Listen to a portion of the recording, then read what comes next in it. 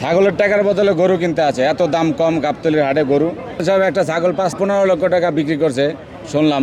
তারপরে যে তিনটা বাহামা গরু 2,60,00,000 টাকা বিক্রি করছে। সেই হিসাবে দেখা যায় মনে করেন গাবতলীর ফুল গরু বেচলেও ওনার টাকার সমান হবে না, যা ভাবে বুঝি। তারপরে এতদিন ধরে যে পালছি গরুর পিছনে আমার 10 লক্ষ টাকার উপরে খরচ হয়ে গেছে। কান্না করতেছে, এই যে কান্না করতেছে। গাবতলী হাটে এসে একজন খামারি ভাবে কান্না করবে, সেটা আসলে এটা কিন্তু কেউ মেনে নিতে পারে না। এত কষ্ট করে বড় গরুগুলা পালন করে তারা যদি নেতৃত্ব বিক্রি করতে না পারে, তাদের কান্না ছাড়া কোনো উপায় নেই। এইসব খামারিদের কান্না দেখার মতো কি কেউ নাই এই বাংলাদেশের মধ্যে? প্রতি বছর গাবতলী হাটের মধ্যে এসে এই খামারিরা এভাবে কান্না করবে।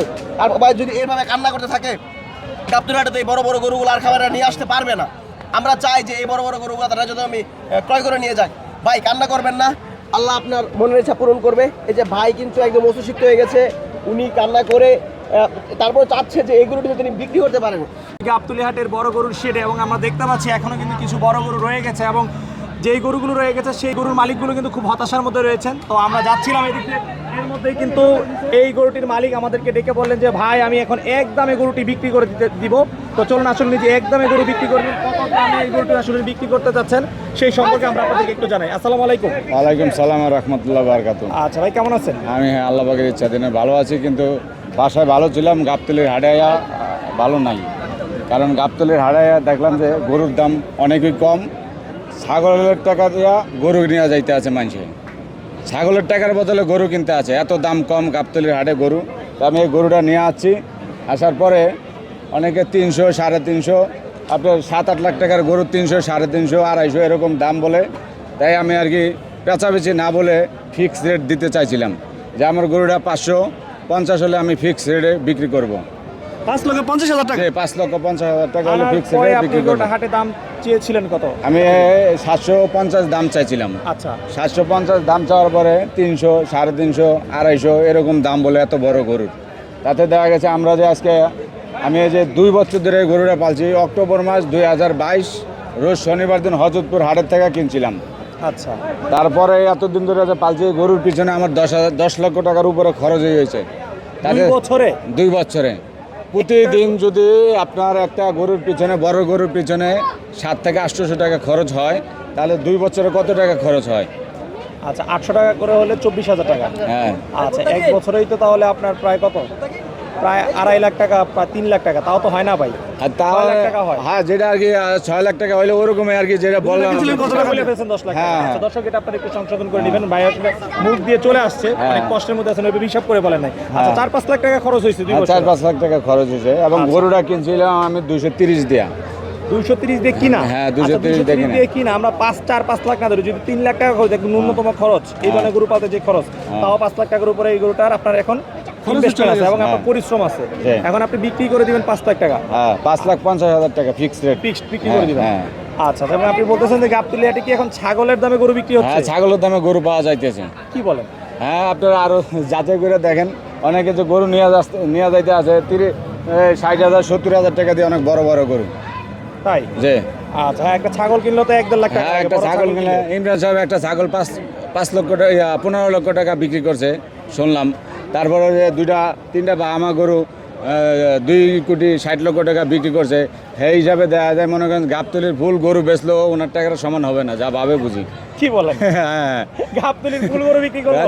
ভাই এরকম উল্টাপাল্টা কথা না, তাহলে আপনি দেখেন 3 গরু যদি 2,60,00,000 টাকা বিক্রি করে, আর আমরা এত সুন্দর গরু আনছি, একটা ছাগলের দামও বলে না 15 লক্ষ টাকা উনি ছাগল বিক্রি করে, তাহলে আমরা কোন অবস্থায় আছি আর তারা কোন অবস্থায় আছে? তারা খামার থেকে গরু বিক্রি করে বাজারের এমন ড্যাম ফালায় যে আরও ছোট খামারি যারা আছে এবং ছোট কৃষক যারা আছে তারা যে না টিকতে পারে, তারা আমাদেরকে মনে করেন উল্টা ফুল্টা পেঁচে ফালাইয়া তারা ওই হাটের থেকে কম দামে গরুগুলা কিনে নিয়ে যায়।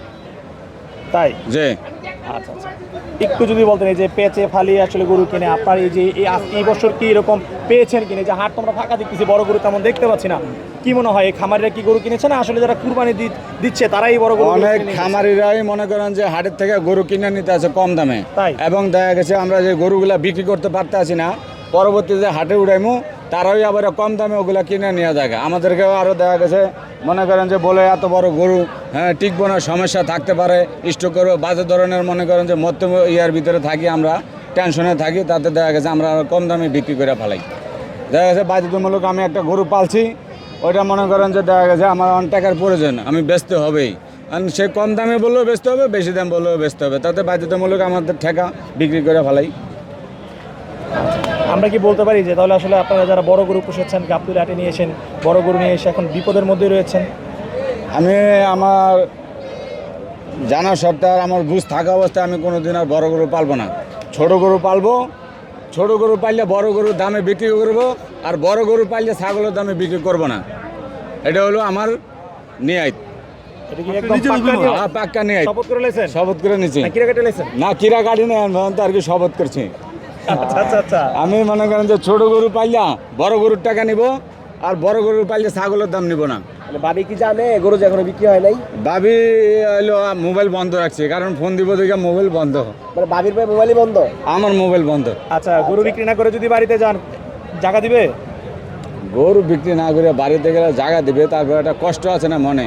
অনেক কষ্ট করে তো পাচ্ছে। হ্যাঁ, অনেক কষ্ট করে ভাবিও তো পাচ্ছি। অনেক কষ্ট করছে মনে হয়। হ্যাঁ। দর্শক, এই যে গাবতলী হাটে যে গরুগুলো নিয়ে আসে তারা কিন্তু বেশ আদর যত্ন করে বড় গরুগুলোকে পালন করে। যেমন উনি আছেন, ওনার স্ত্রী আছেন, তারা কিন্তু নিজের সন্তানের মতো এইসব গরুগুলোকে পালন করেন। কিন্তু সেই গরুগুলো যখন তারা বিক্রি করতে না পারে, এর থেকে হতাশা আর কি হতে পারে? ওনার চোখে কিন্তু অলরেডি পানি চলে আসছে। আপনি একটু ভালো করে দেখেন, ওনার চোখে পানি টলমল টলমল করতেছে। এমন একজন খামারি এত বড় গরু নিয়ে আসছে, কিন্তু সে বিক্রি করতে পারছে না। উনি কান্না ছাড়া তো উপায় নেই। এই দেখেন কান্না করতেছে, এই যে কান্না করতেছে। গাবতলী হাটে এসে একজন একজন একজন খামারি এভাবে কান্না করবে, সেটা আসলে এটা কিন্তু কেউ মেনে নিতে পারে না। এত কষ্ট করে বড় গরুগুলো পালন করে তারা যদি নেতৃত্ব বিক্রি করতে না পারে, তাদের কান্না ছাড়া কোনো উপায় নেই। এইসব খামারিদের কান্না দেখার মতো কি কেউ নাই এই বাংলাদেশের মধ্যে? প্রতি বছর এই গাবতলী হাটের মধ্যে এসে এই খামারিরা এভাবে কান্না করবে। আর ভাই যদি এইভাবে কান্না করতে থাকে, গাবতলী হাটে তো এই বড় বড় গরুগুলো আর খামারিরা নিয়ে আসতে পারবে না। আমরা চাই যে এই বড় বড় গরুগুলো তারা যদি আমি ক্রয় করে নিয়ে যাক। ভাই কান্না করবেন না, আল্লাহ আপনার মনের ইচ্ছা পূরণ করবে। এই যে ভাই কিন্তু একদম অসুস্থ হয়ে গেছে, উনি কান্না করে তারপর চাচ্ছে যে এগুলো যদি তিনি বিক্রি করতে পারেন, যাতে এগুলো যদি বিক্রি হয়ে যায়, তার পরিবারের মানুষজন নিয়ে, হয়তো ছেলে পেলে নিয়ে কিছু ডাল ভাত খাবে বা কিছু অর্থ থাকবে সেখানে। কিন্তু যদি এটাও না হয়, এইসব খাওয়ারিদের জায়গা আসলে কোথায় হবে? আপনি একটা ভালো করে বলেন, এইসব খাবারের জায়গাটা কোথায় হবে? তারা তো নিঃস্ব হয়ে যাবে এরকম যদি মানে এই গরুগুলো বিক্রি করতে না পারে। ভাই সর্বশেষ কি বলার আছে আর বলেন? আমার আর সর্বশেষ কিছু বলার নেই। কেউ যদি মনে ধরে এবং মায়া লাগে, আমার গরুটা 5,50,000 টাকা হইলে আমি বিক্রি করে দেব। মোবাইল নাম্বারটা বলে দেন। 019256127006। আচ্ছা, আমরা নাম্বারটা দিয়ে দিব। অবশ্যই হৃদয়বান ক্রেতা যারা আছেন, আমরা চাইবো যে আজকের মধ্যেই এবং রাতের মধ্যে আপনারা এই বড় গরুটি বাড়ির কাছ থেকে সংগ্রহ করুন। আমরা সবসময় বলি খামারিদের বাঁচান, কারণ এইসব খামারে যদি না বাঁচে, এই বাংলাদেশের মধ্যে এই সেক্টরে কিন্তু আর কেউ আসবে না। ভাই ভালো থাকেন, আমরা চাই বিক্রি ইনশাল্লাহ বিক্রি হয়ে যাবে, ইনশাল্লাহ বিক্রি হয়ে যাবে। আসসালামু আলাইকুম। ওয়ালাইকুম আসসালাম ওয়া রাহমাতুল্লাহ। একটু গরু